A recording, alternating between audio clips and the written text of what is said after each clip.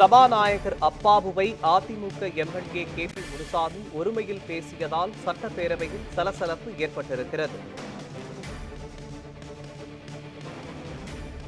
முக்கிய செய்தியாக பார்த்து வருகிறோம்.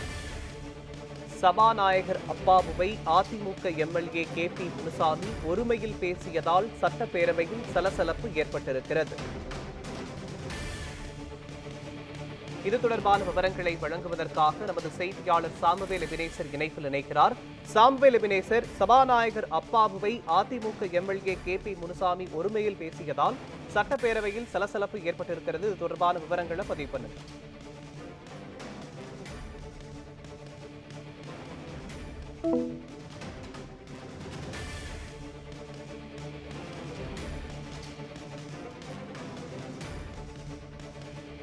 செய்தியாளர் இணைப்பு துண்டிக்கப்பட்டிருக்கிறது. சபாநாயகர் அப்பாவுவை அதிமுக எம்எல்ஏ கே.பி. முனுசாமி ஒருமையில் பேசியதால் சட்டப்பேரவையில் சலசலப்பு ஏற்பட்டிருக்கிறது. முக்கிய செய்தியாக பார்த்து வருகிறோம்.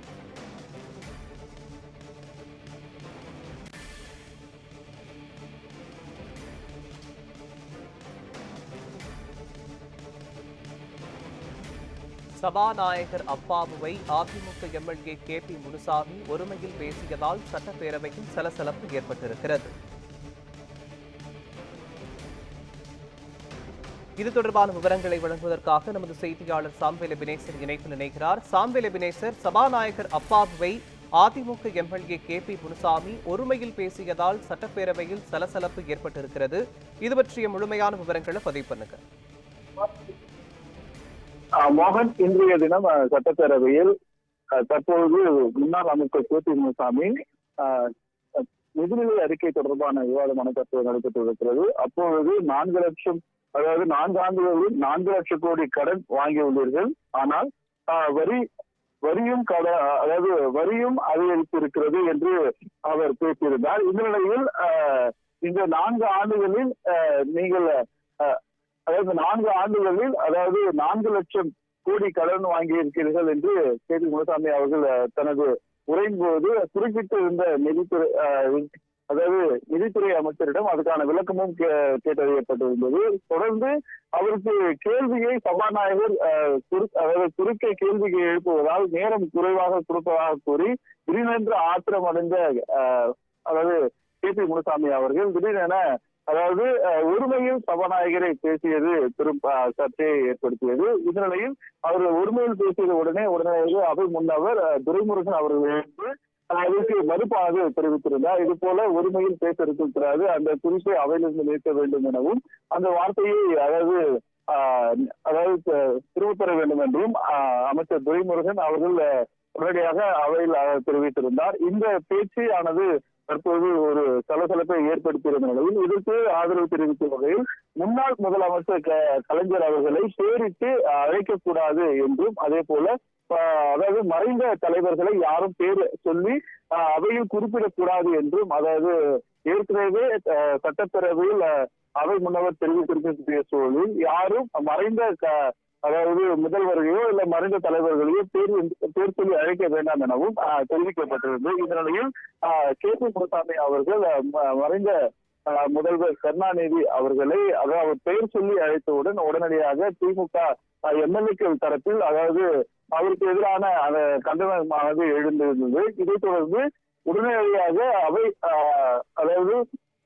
முன்னோர் இந்த கருத்தினை பதிவு செய்தார். யாரும் மறைந்த தலைவர்களை யாரும் பெயர் சொல்லக்கூடாது, ஏனென்றால் மறைந்த முதல்வர் ஜெயலலிதா அவர்களையும் அம்மையார் என்றுதான் இங்கு அவையில் குறிப்பிடுகிறோம், யாருடைய பெயரும் நாங்கள் சொல்லுவதில்லை, அதுபோல நீங்களும் நாகரிகத்தை கருத்தில் கொண்டு நீங்களும் அதை பின்பற்ற வேண்டும் என்று அவை முன்னவர் தெரிவித்திருந்த நிலையில் அதற்கு பதில் அளிக்கும் வகையில் கே.பி. முனுசாமி அவை யாரையும் பேர் சொல்லி அழைக்கக்கூடாது என்று கட்டாயப்படுத்தக்கூடாது, அவையில் கட்டாயப்படுத்தக்கூடாது, இது ஜனநாயக நாடு என்றும் கே.பி. முனுசாமி அவர்கள் தெரிவித்திருந்த போது அப்ப குறுக்கிட்ட சபாநாயகரை ஏன் என்ற அந்த வார்த்தையை பயன்படுத்தி கே.பி. முனுசாமி தனது பேச்சின் போது தெரிவித்திருந்த கருத்து இங்கே சர்ச்சையாக இருப்பது குறிப்பிடத்தக்கது.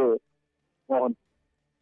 சாம்வேல் எபினேசர் சட்டப்பேரவையில் மடிக்கணினி வழங்கும் திட்டத்தை திமுக அரசு நிறுத்தி வைத்துள்ளதாக ஒரு விவாதம் நடைபெற்றிருந்தது. அதனை பற்றிய முழுமையான விவரங்களையும் பதிவு பண்ணுங்க.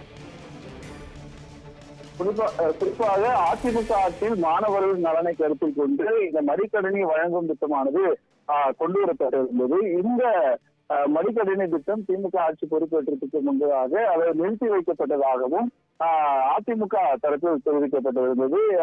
அதிமுக அதாவது தரப்பில் எதிர்கட்சி தலைவர் எடப்பாடி பழனிசாமி அவர் தனது உரையில் தெரிவித்திருந்த போது கொரோனா காலகட்டங்களில் இந்த மடிக்கணினி கொடுப்பதற்கான டெண்டரானது விட முடியாத சூழல் ஏற்பட்டதால் அந்த டெண்டரானது விட முடியவில்லை. தற்போது அந்த திட்டத்தை தற்போது நீங்கள் புதிதாக அறிமுகப்படுத்துகிறீர்கள் என அவர் கேள்வி எழுப்பியிருந்தார். அதற்கு பதிலளிக்கும் விதமாக தமிழ்நாடு முதலமைச்சர் மு.க.ஸ்டாலின் கடந்த அதிமுக ஆட்சியில் கொண்டு வரப்பட்ட திட்டத்தை நாங்கள் எதுவும் நிறுத்துகிறோம், நீங்கள் தான் நிறுத்தினீர்கள் எனவும் தமிழ்நாடு முதலமைச்சர் மு.க.ஸ்டாலின் தெரிவித்திருந்தார்.